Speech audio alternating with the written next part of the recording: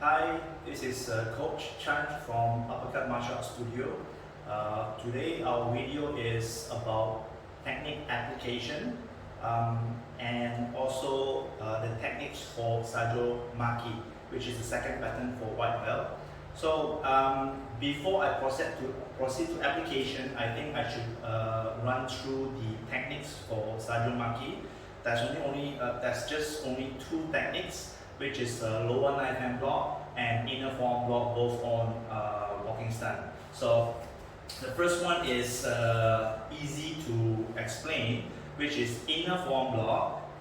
The arm has to cross under in order to twist both arms and execute inner forearm block. And you have to make sure the fist is the same level with the shoulder, not eye level. Alright, outer forearm block is eye level. This is inner forearm block where you can see your own fingers. Alright, lower knife hand block will be on top, crossing, and before you execute the knife hand, you have to start the form of a fist. So when you throw it out, you will release the knife to attack. Even though it's called a block, knife hand is designed to terminate, to attack. So for inner forearm block, you will be using this part of the arm to block. It's from inside, inner forearm block. There's also this one, outer inner block, inner block, right, from inside. This is from outside. Okay, using the same part as low block and basic block. So this is how I use it, shoulder level. Now, lower knife hand block will be using when you hold a fist. This is the hammer fist, and when you hold a knife hand, it's the same part. To cut, to attack, very focused point. So imagine when someone is trying to attack your lower body, you can actually attack the side of the leg, not the shin, of course, the side of the leg, where the closer to the ankle, the more damage you're going to incur. So Sajo Maki means 4 directional block. But just blocking alone, you cannot win over a chance from the attack.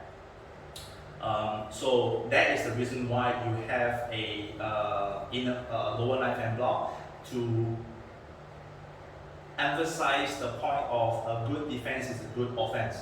Alright? So for 16 steps, right leg back. Sajo Jirugi is right leg forward, attack, right leg forward. Sajo Maki is 4 directional block, means right leg back, you defend first. So when you're defending, you're actually attacking the incoming leg. And when you're moving forward, you're attacking, also part of it, the incoming punch. Okay? Now bear in mind, this and this is single-handed technique. Which is the reason why today I'm also talking about application for the techniques that you learned in white belt techniques. Okay, so let's jump straight to that. Sajo Maki, very straightforward. Diagram is a plus sign. 16 step, pulling back your right leg first. Only 2 techniques: lower knife hand, inner forearm block. All right. So that's pretty much cover the 2 patterns of white belt. Where this video is actually part 6. So I'm going to add on to this video, which is called application. Alright. Now, from beginners, they are taught to perform techniques like this.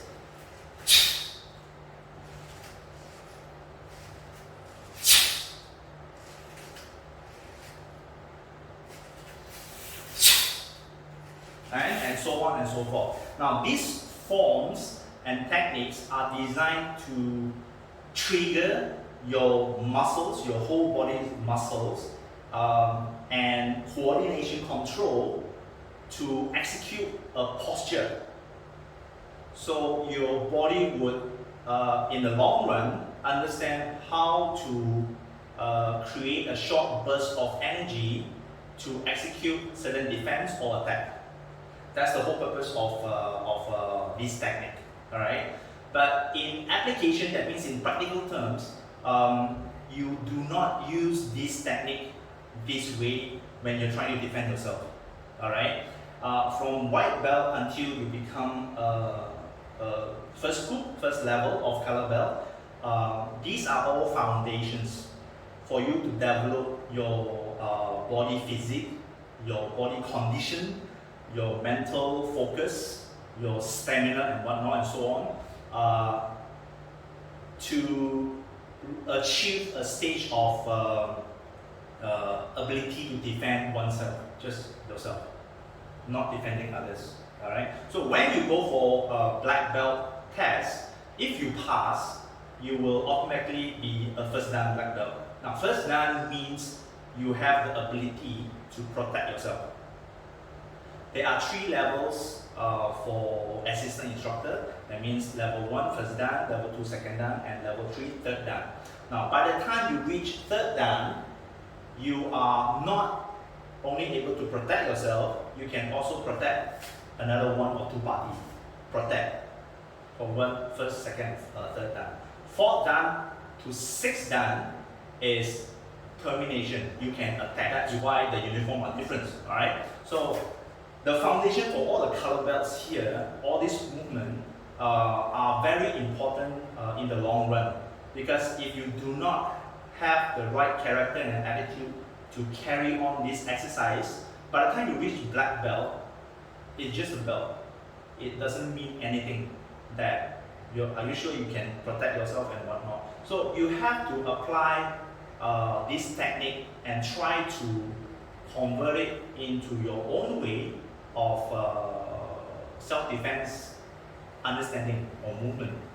Now, to be honest, in my training period since 1986,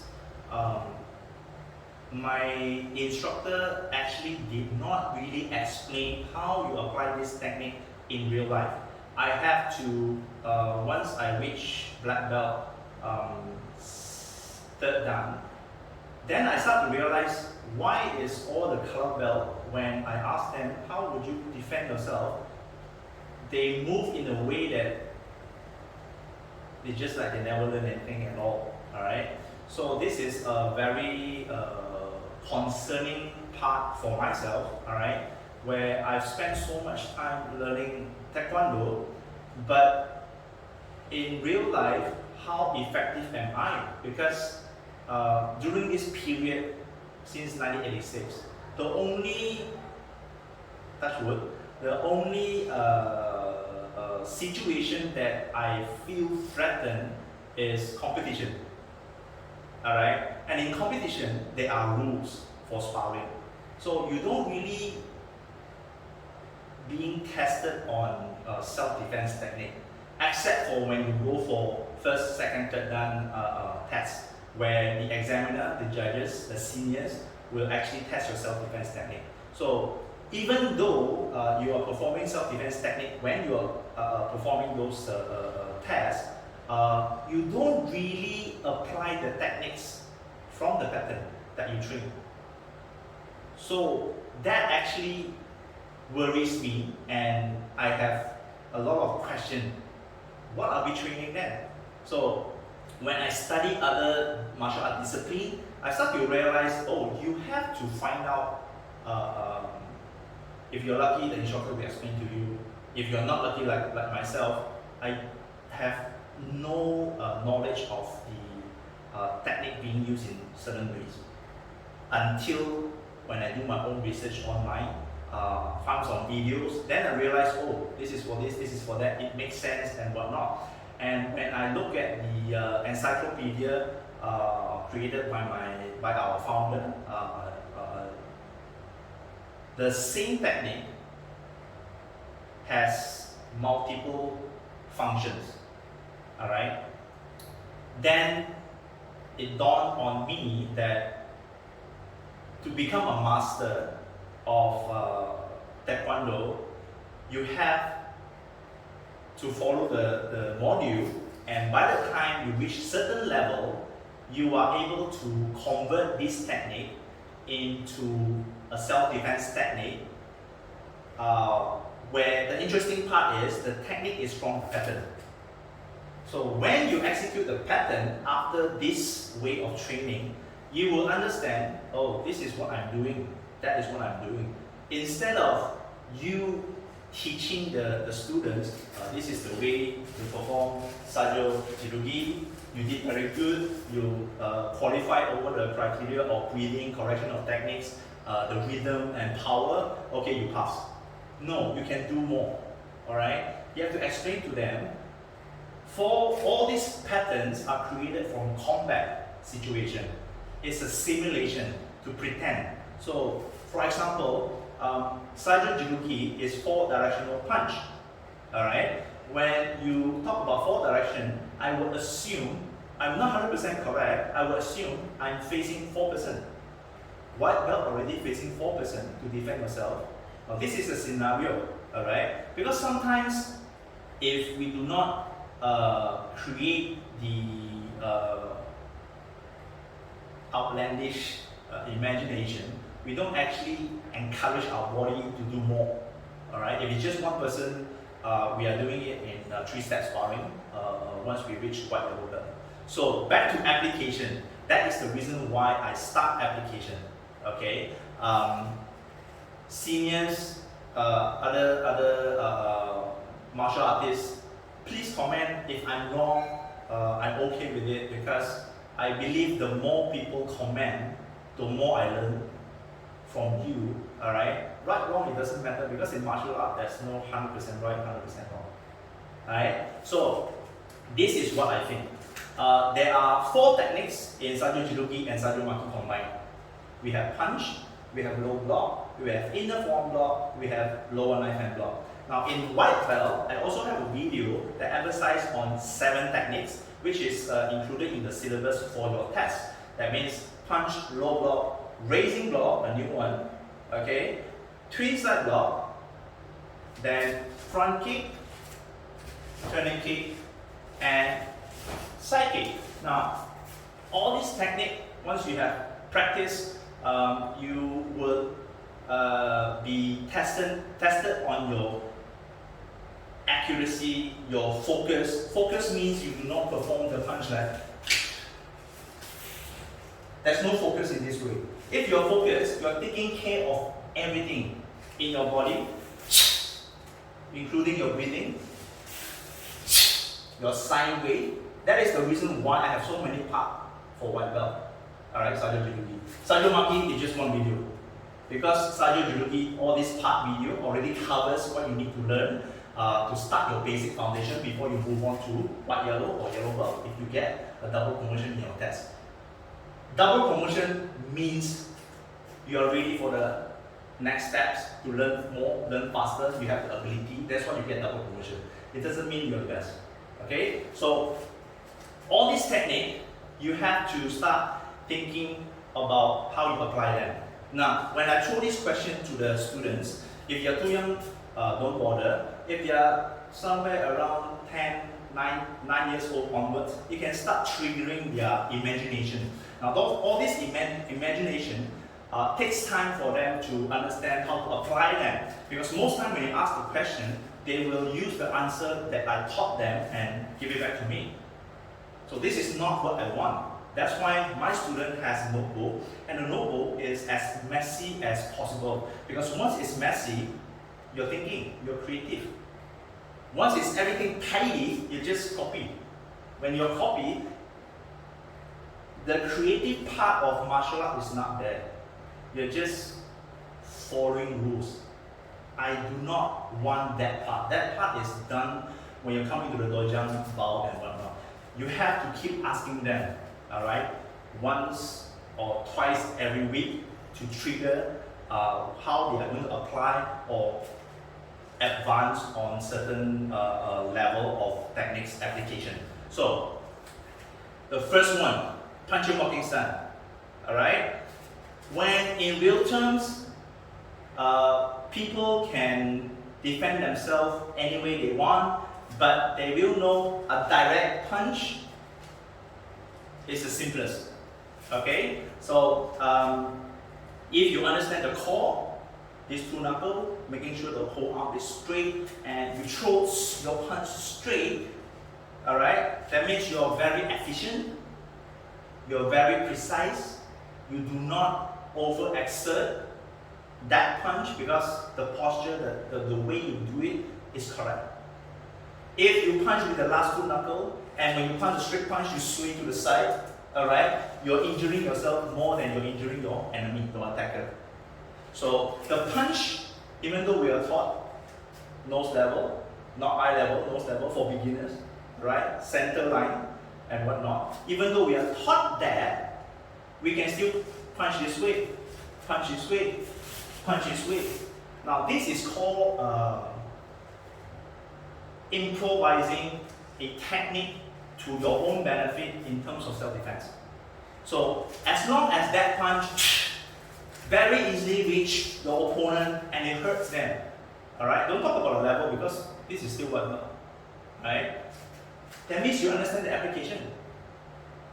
So why do we have this punching walking start? Now the punching walking start is to trigger your reaction of your whole body to the max potential of the single punch.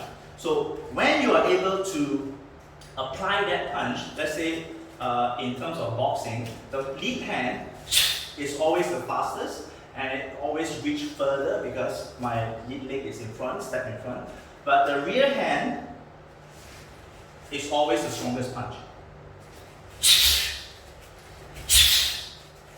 Alright? So when you understand this movement of body to execute one simple technique, actually it's the same concept. When you throw that punch, you stand firm, have a very good foundation from your feet, crunch up your hips and your abs so that the whole body can move as one, alright, and execute that punch. Then your punch is very effective, alright. If you do not have that preparation, it's the same as when you execute the technique, it's only hand emphasis. There's no body emphasis. If you are able to perform this way, alright, in your pattern, the examiner, those very experienced examiner and the seniors, they will see, oh, it makes sense. The way you perform the pattern is like you're really executing self-defense and so on, because in your mind, this is how you can use for punch. Then move on to low block. Low block, alright, we were taught that we are blocking a front kick attacking your lower abs. Alright, hence, that's the reason why low block is half facing, because you have more support from your shoulder body and weight. If it's full facing, we are relying on the arm, solely on the arm, to block that. Okay? But in execution, it's very tricky. It can be a front kick, it can be a side kick, it can be a turning kick. Alright? It depends how you apply. Alright? So front kick is very simple. Attack front kick, palm, leg improvise. It can be at the other hand as well. Front kick over this direction. Alright? Now, if you condition this part correctly, that is not a problem. For those, some people like me, who does not condition often, when it really matters, you also feel the pain, the sting of low block.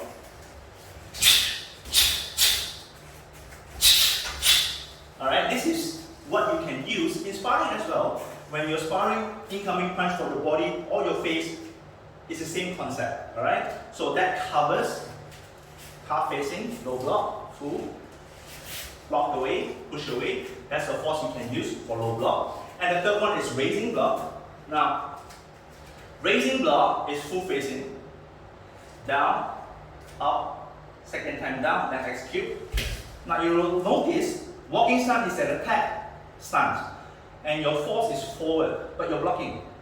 Alright? So I would use this factor and think in a way that, okay, I'm attacking with a high block. How am I attacking? So the first thing that occurs to me is downward kick. This is downward kick. Trying to attack the top of your face. Now, if I'm standing here, the force of him falling towards me is greater than my force raising my arms, taking my stand to block.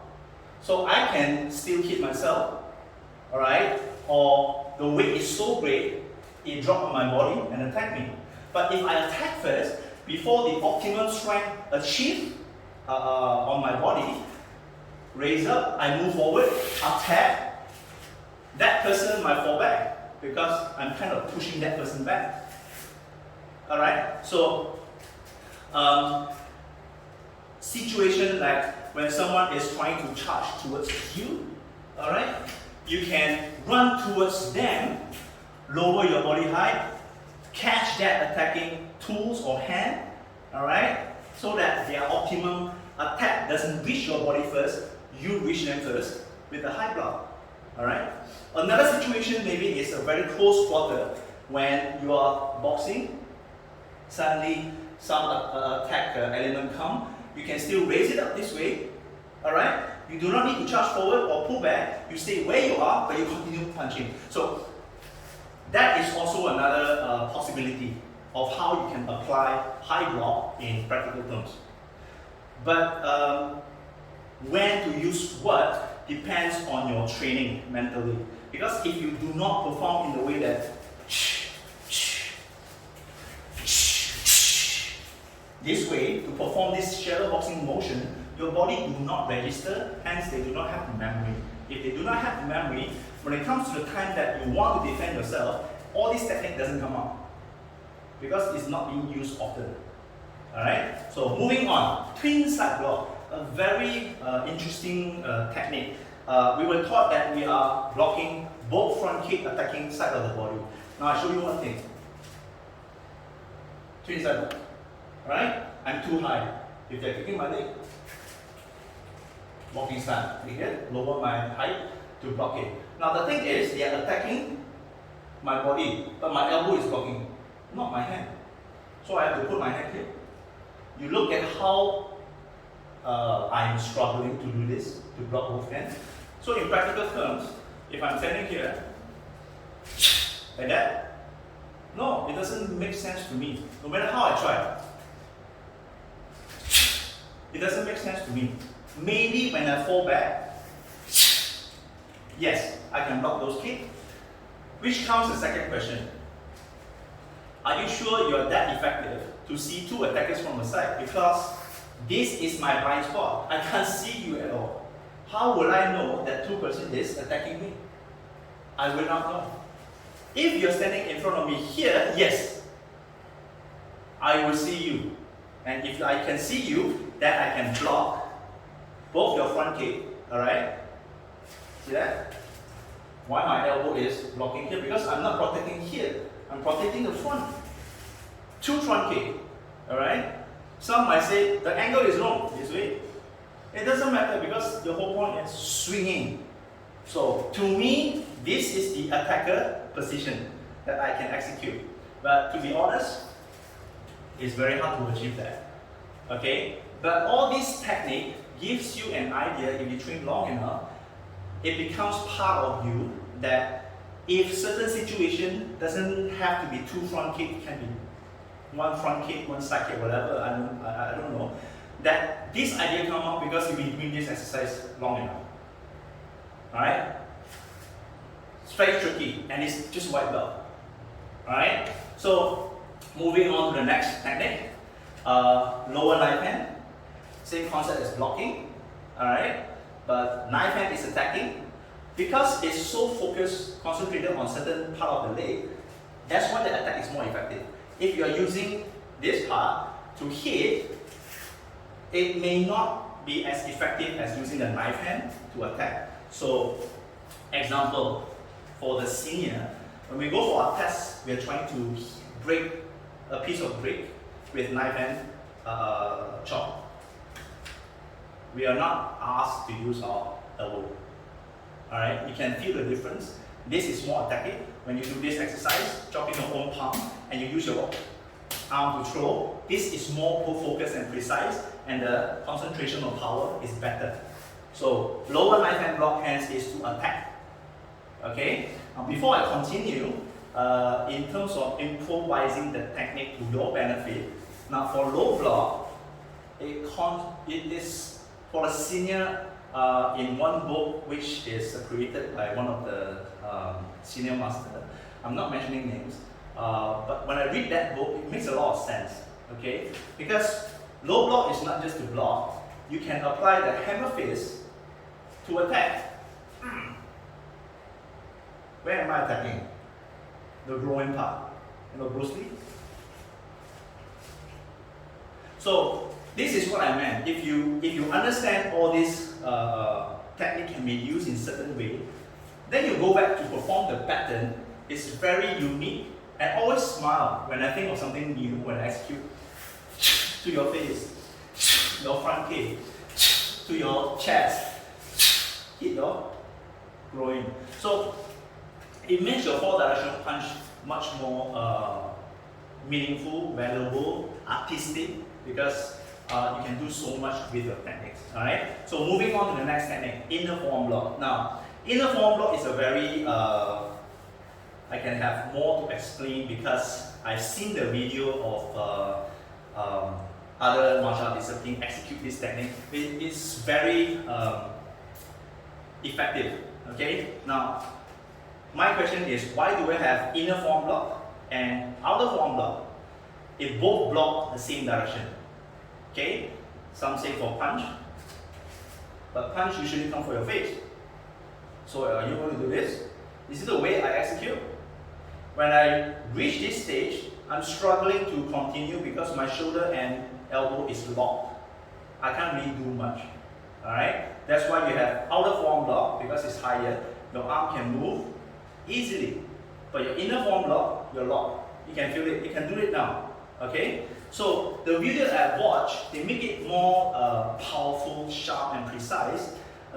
When you're being blocked, your body moves to continue the action. So when you're facing someone, you're standing there, you're not getting ready to fight, you're standing there, someone put their hand on your shoulder, threatening you.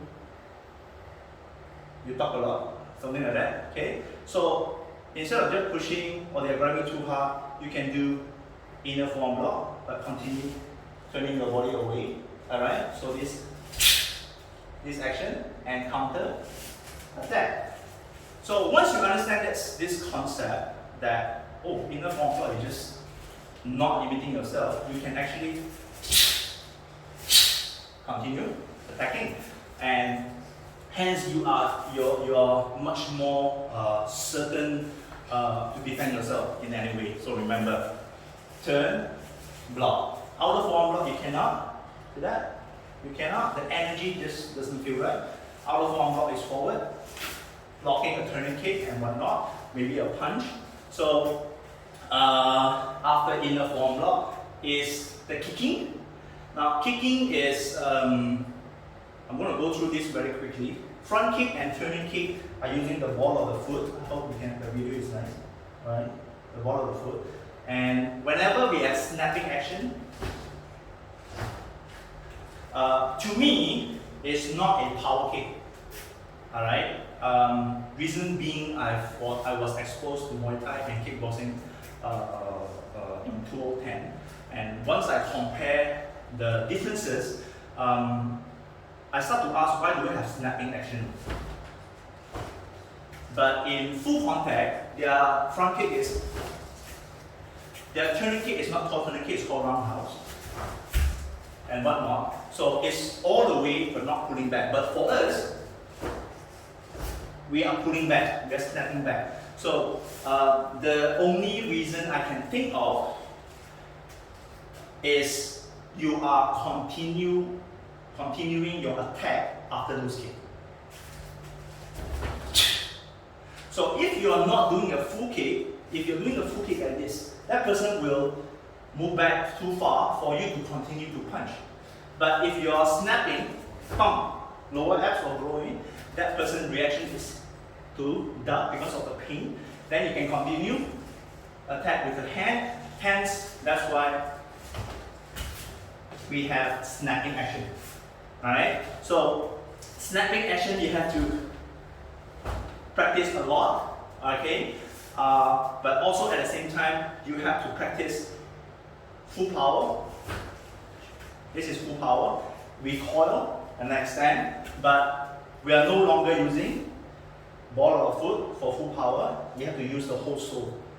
If you can use the heel as well. Now, why do I say that? Because when I train on sandbag, snapping on the ball of the foot doesn't work for me in terms of workout. So I start to push with the whole sole or focus on the heel, and I can push a 60-70 kilo sandbag back, and I can achieve higher workout. Now for turning kick, for sandbag drill, full force, you have to use your instep this way and use to achieve the lower shin, not the instep. If you kick a sandbag using the instep, you're going to hurt your ankle. So try to achieve reaching the lower shin, but get the right angle to achieve a power turning kick. And the last one is Sidekick. Same thing. We were requested to perform a full extend of the Sidekick and hold for maybe 1 second before recoiling. In for white belt. So this is considered as full power. So if you have a sandbag in your bird jump and whatnot, you can practice to recoil. It's very important that you recoil. Then you are kicking straight. Do not sweep up. Because when you kick sandbag this way, sometimes the sandbag is swinging and you misjudge the distance, you will hit the side of your leg and unable to execute. So a lot of people are injuring their last toe for the leg because of the angle. So remember to recoil before you kick out, then your efficiency of the side kick is higher. So these are the techniques that you train as white belt, and these are the applications you can use in terms of self-defense. Now, first is using your imagination, using what you have exposed to, either from movie or tournament or demonstrations, or some senior going for tests. Compile those data on your own and create that. Try to go through all the patterns that you have learned, take out all those techniques and find out how am I using those techniques for self-defense, alright, for close quarters, because we are not allowed to use this in sparring. But when in real life, we do not have military training, so our exposure to use this technique for self-defense is very low. So you have to start this exercise. Start going through the pattern, get the technique, do some research online, get some video. On YouTube, Facebook or Google, you can get a lot of videos. You don't have to watch all of them, you just want to get some idea. Then you have to physically imagine and move and practice. That is how you develop your skills further using Taekwondo technique. So this is, to me, what I believe is missing in Taekwondo classes, training, and to qualify the instructors, how much they know in terms of using Taekwondo as a self-defense mechanism or skills. Alright? You will later notice the video I produced somewhere for green belt onwards. It will be very difficult for me to explain the application of the techniques that is in the pattern. But I will try my best, and hopefully I do hope I can get some martial art enthusiasts from any martial art discipline that we can discuss on the post in my YouTube channel. Then maybe we can work something out on that. I'm really passionate about martial art. So hope you enjoyed the video. Please don't forget to like, share and subscribe. I hope all these parts, 6 parts of the videos are able to provide you a perspective what you are training towards when you take up Taekwondo. Alright, so I'll see you next video. Bye bye.